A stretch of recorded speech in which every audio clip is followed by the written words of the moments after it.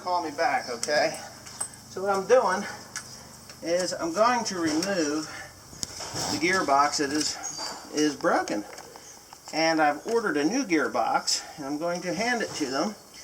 And I'm not going to pay the bill. Is it this gearbox? No, I'm grabbing the wrong goddamn gearbox. It's this gearbox right here. Duh. Right? No, I took the wrong one off. Dummy. Dummy. Oh well, it doesn't matter. Because guess what? I had to take this turtle off anyway.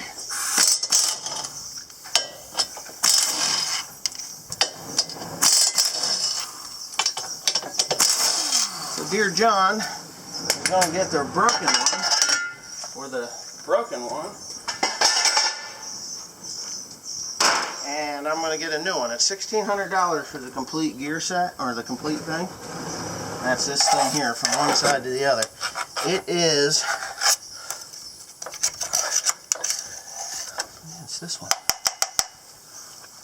Right here is the problem.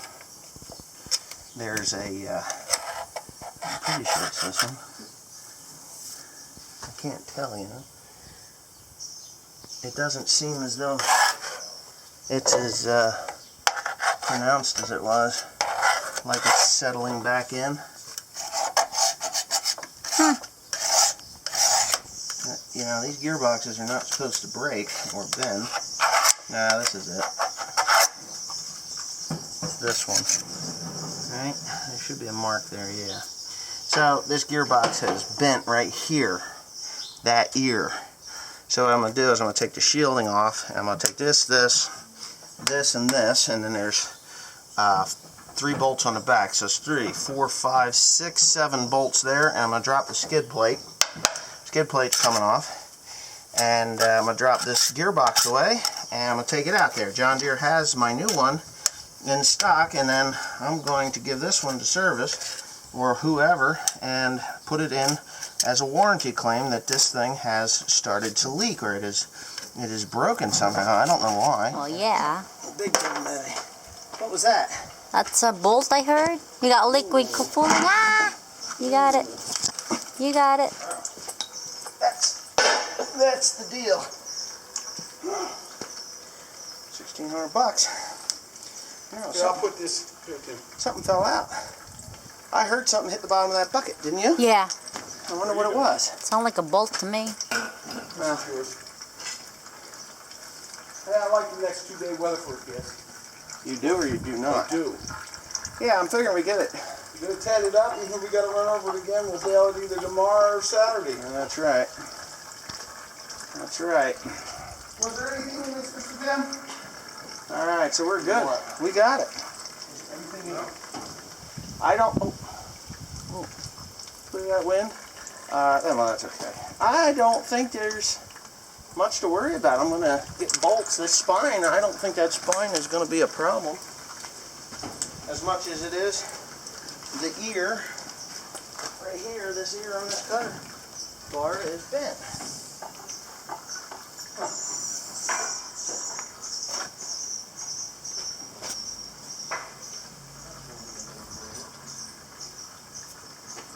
All right, is that hydraulics operated off 2 different levers or 1? 2. To pitch it, it's 2. Okay. Well, you unfold it with the one closest to you, and then you pitch it to the blue one. There's 2 colors. There's a green one and a blue one. Okay. I'm pretty sure the middle one's the blue one. All right. Well, whatever. It takes 2. You unfold it, the one you unfold it with, and then there's the other one that will tilt it. Just don't forget to tilt it. Grandpa, Yes. blue one is up, then the other one is down. Then Well, I he'll do figure it out. Yeah. Check this out. part with my bare hands. Oh, masculado. Oh, can you believe the price of this thing? It's brand spanking new. Brand spanking expensive. Damn, What? who's that? Yeah.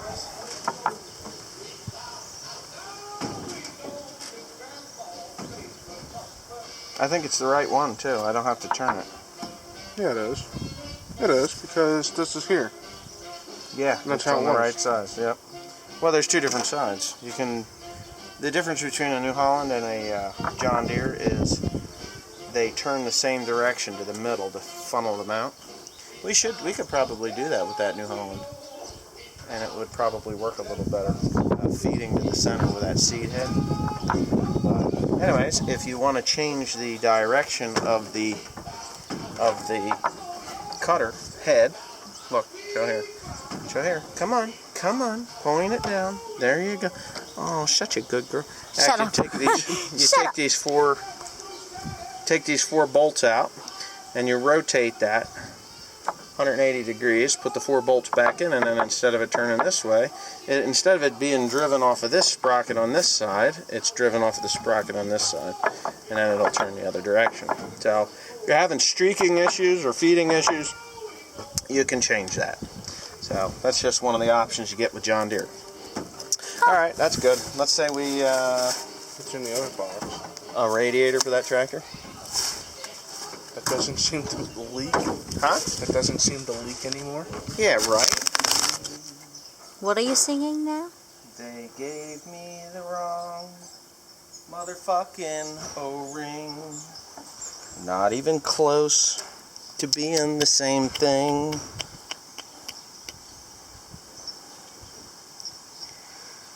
Okay.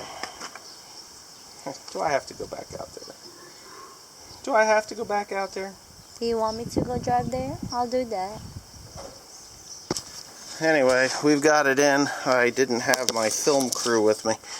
So I got my tripod now. Anyway, we're going to put oil in this thing. Real simple. Put a bolt in the center there. Just don't tighten it. Just make it so that it can pivot. I put some silicone between the O-rings there so that they would seal real nice. And then you run these 4 bolts on the outside and then tighten the 3 on the back, and it's back together as long as it's timed properly, and which it is. Because if it's not, these will collide and you got big trouble. Right, Tim? Okay, so I mowed the farm, the home farm. It's about a little over 60 acres, or right around 60 acres, a week ago yesterday being Saturday. We have since beat the hell out of that hay with the Pequea Tedder. I think I've been over those fields 4 times with the Pequea Tedder, and then Saturday morning, it dried out enough that I could get it baled. And I had Dad and Tim raking, and I was hooking up the baler to the 8530. And when I hooked the baler up to the 8530, I gave the PTO shaft a spin, and son of a bitch, lo and behold, guess what? The PTO shaft somehow got bent between last year and this year. We're not sure where it got bent. I have a pretty good idea that it was probably in transit, in shipping, because I can't imagine it happened here. I'm not saying that it just didn't happen here. We hooked the thing up, took it off the trailer, and then put it in a building where it stayed for the last 4 months or 3 months after it came back from Messick's. Now, Messick's was great. I mean, I called them up. I'm like, hey, this thing is bent. I need to bale hay, and I don't know what in the hell I'm going to do. So they had a PTO shaft on hand, and they got me going yesterday morning. Thank you, Messick's. You guys are just awesome. I appreciate all the great service, and I know there's farmers out there saying, well, the only reason that they help you out is because of the YouTube channel. Well, no, that's not entirely true. I've actually gotten to know the Messick family, and they try to treat every single farmer the same. Attitude has a lot to do with it. If you come at them with a shitty attitude, you're going to receive a shitty attitude. You go at them with a positive attitude, say, hey, listen, I got this problem, boom. They will bend over backwards to get it fixed. They really, truly will. So, check out Messick's. If you're not using Messick's, they have 5 stores. I can't tell you where they're all at. I think there's 5. There might only be 4. I think they bought a 5th one and shut it down or something. But anyways, Messick's. Messick's.com. They really do a great job. And it's kind of weird that I'm talking about Messick's while I'm working on a John Deere piece of equipment. But Yeah, so back to this piece of equipment, or back to the hay. I got the PTO shaft. It was dark yesterday, or Saturday, or Friday. It was dark Friday by the time I got back. I ran over a fence steeple with this mower and popped the tire. But it was dark and it was too late. The dew had already set on the hay before I could bale it. And then yesterday morning, we got 0.2 of an inch of rain. So we pulled, hooked up the tedder, went to the field. Timothy tedded with one, and then I had Cody hook up to the coon tedder. I helped him hook it up.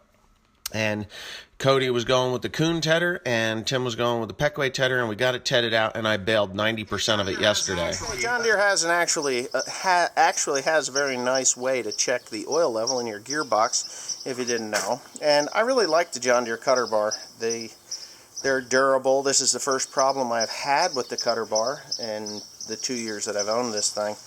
And I can show you, you may or may not be able to see this. And I'm not convinced that this gearbox is actually junk. You may be able to see it through the camera lens, but down at the very other end, if you look on the flat part, you can see a slight bend. See, as I move it through the line of sight, down on the other end it sticks out, way down here. So, what I'm thinking I'm gonna do is actually take it apart and have a machine shop, level it up, run it, deck it, as they call it on an engine head. We'll have them deck it so that it's square again. That gearbox is $960 without the gears, just the box. I don't see any fractures or anything in there, just that it's like that. Now, I guess I could probably grind it and get it a little bit beyond that, grind it from here back and be a pig about it. But I think if I just took it to a machine shop and say, hey, you think you could deck that thing? And they would probably do it without any problems. I'm not seeing any weaknesses or fractures or anything there. But John Deere uses a sight glass system underneath here, right here, to check your oil level. And as you can see, the oil level is right there. And down on the other side, it looks the same. It's a little overfull, which is fine because when you tilt the cutter bar down, it'll run to the front. There's plenty of room in there. As you can see, this thing has a huge cavity for oil, and it channels through there and does its thing. So tilted forward, it has a hell of a lot more room than it does when it's tilted back, where I've got it right now. Actually, it should be setting level in order to check it, but I think we're right where we need to be. So have we done with this thing yet? Mm-hmm. Yep. All right. I'm going to move it out of the way. Tim. Thanks, Tim. Anyway, got to give him shit all the time, don't I, Tim? Yep. There's the beginning stages of the year's knives. We've only mowed 60 acres. You believe that? And there's still pieces of something on the ground. Ready to rock and roll, kid? You got this thing fixed? Yes. Good. What'd you do to it? Fuel hose. Placed the hose. Good one, right? Good one? Yes. Hey, Peyton. See those little things right there? Put those in the toolbox. I'm going to shut this up and get it out of the way. Tim, move those buckets, please. Well, I think it ran quite quietly. Bit of a... Oh, sorry. Oh, good boy.